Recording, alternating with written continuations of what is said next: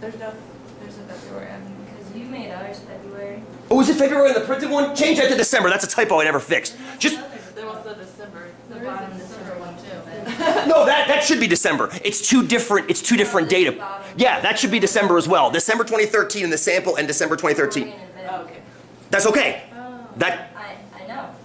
But so they're both December, Emily. I goofed. Obviously, I goofed when I printed this. That should say December and December. They should both say December. So it should be January, April, December, December. My bad. I'm sorry. I didn't catch that before I printed it. I know why it was April and February. Well, I'm sorry. I don't have a good answer other than I screwed up. Well, DeLorean, flux capacitor, I don't know. Whoa. Zillow's really good. Zillow. Sorry. My apologies.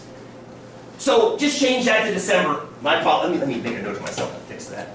I can send you an email. Could you? That'd be great. Is it this? Well, it would be because I think it's the same. No, for next week it shows 1:14. Oh, damn it, I was supposed to fix that, never got around, thank you. So if you got my email me that too to fix the damn scheduled dates, it still says January instead of April. Somebody told me that like a week ago and I haven't fixed it yet, I totally forgot. Sorry, my bad for typos. So anyway, we got some more Bend here, Bend for sale homes, December 2, 2013. How does it compare? So we just run the numbers again, that's all we're doing, run the numbers again. Come on over here.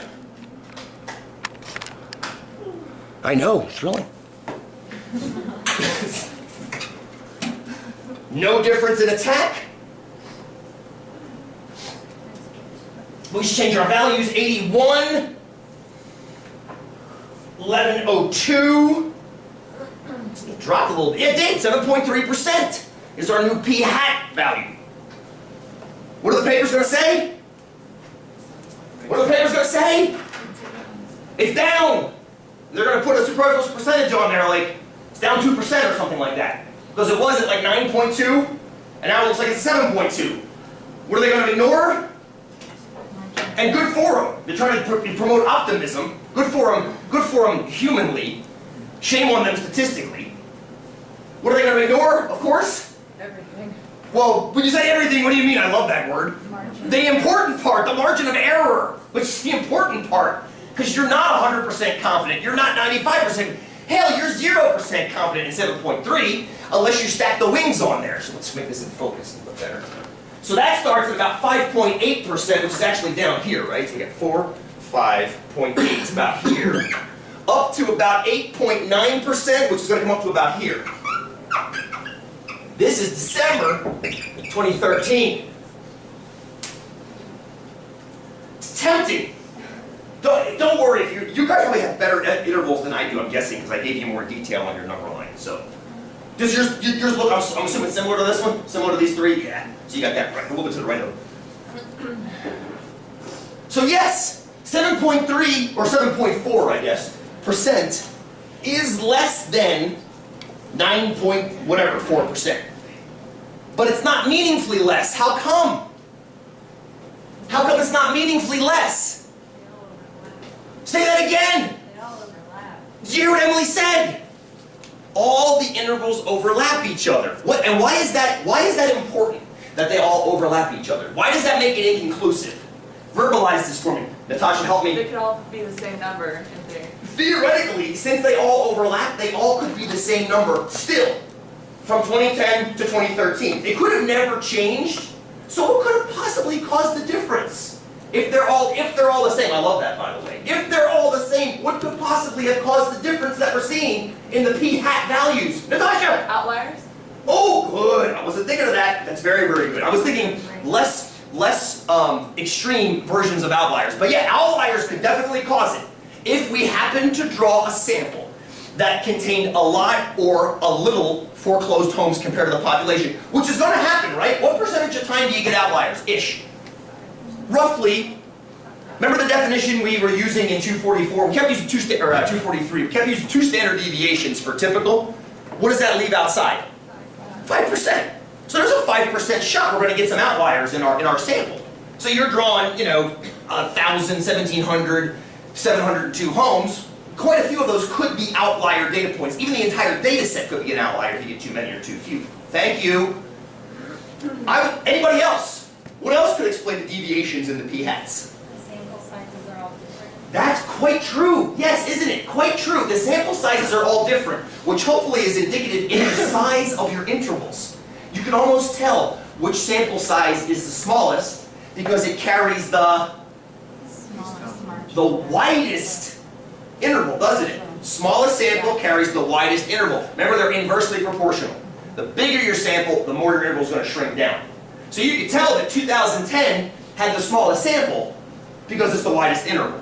Now there are other factors besides just sample size. I made a quiz for you guys next week about that if you want to explore it. But as far as that goes, good. And to piggyback off Natasha's point, which was awesome by the way, just natural variability in the sample. Natural variability in the sample could also explain the differences. This is why you have to attach a margin of error. This is the whole point of a margin of error. Carly outlined it for us 15 minutes ago. Because of natural variability. If we repeated that study again, the 1,102 houses, we're probably not going to get whatever we got, 81 houses in foreclosure. We're probably not going to get it. Correct? We're probably not going to. We're probably going to get something close, but that something close is why you have a margin of error to make up for the some things that are close. Does that make sense? Is that believable? Yes. Okay, thank you. Questions you have right now? Maybe you're still forming them. Maybe it makes perfect sense. Please. Can you show how to get the margin of error? Oh, yes! So, let's put it back on. Great question. So here's the interval. What is the margin of error in that interval? Please don't just give it to me. Explain to me how to do it. And we'll do it mathematically on the TI as well. So, this is Blake, right? Yeah. First of all, explain to me how to do it. Before using the TI? Well, yeah, actually, yeah. Ignore the TI for a second and just tell me if you had the interval in front of you right here. So this guy here is 5.8%, yes? Right. And this guy here is 8.9%. And fortunately, the TI gives us 7.4% to the middle. That was very kind of it. Hey, hey, if all you had was this, could you know what p hat was if all you had were the endpoints? Which is very often what happens in studies. They just give you the confidence interval. This is research studies more than Gallup polls. Gallup polls actually do the opposite. They give you the middle. Oh, yeah. Could you figure out what p hat is based on the two ends? Yeah. Where is it, Blake? Right in the center. It's right in the middle. So take the average of those two, and that'll be p hat. Yes, the average, the median, whatever you want to call it. Wouldn't you take the p hat and then do the deviation? No, my question is, suppose all you had were these two values. Gotcha, okay. You could average those two to get p hat to figure out what it would be. That's an easy, quick and easy way. But they gave it to us, which is nice, 7.4%. So now, from that, Blake, how do you find the margin of error? It's just half of the interval. Oh, good, that's one way. Excellent. You figure the whole interval out and realize since this interval, I've been doing that since 243, yes? Yes. Since that interval is formed of p hat in the middle, this guy is p hat plus the margin of error, and this guy down here is p hat minus the margin of error. There are two margins of error in the interval, yes? There's one here. That margin of error is the distance down. And there's also one here. So one way of thinking it, thank you, I wasn't thinking of that. That's how I did it. One way of thinking about it is the entire interval is two margins of error. There's one here and there's one here. So just figure out how far apart those are and cut it in half. Looks like 3.1 divided by 2, we're going to call that 1.55%. 1.55%, fair enough. Any other way to do it, if you have p hat in there, if you don't have p hat, that's a great way to do it. It's also a great way to find p hat, yes. If you have p hat in there, is there another way you can do it? Yeah. Of course. How would you do it? We'd subtract. Yeah. That guy minus that guy. Or, that guy minus that guy. Yeah, absolutely. Absolutely. Makes sense, Kels? Does that make sense? Everybody? Good. And that's very, very important because, A, number one, it's not always given to you in the studies. They just slap up the interval. And they trust you to trust it. Which sometimes is okay, and sometimes it's not.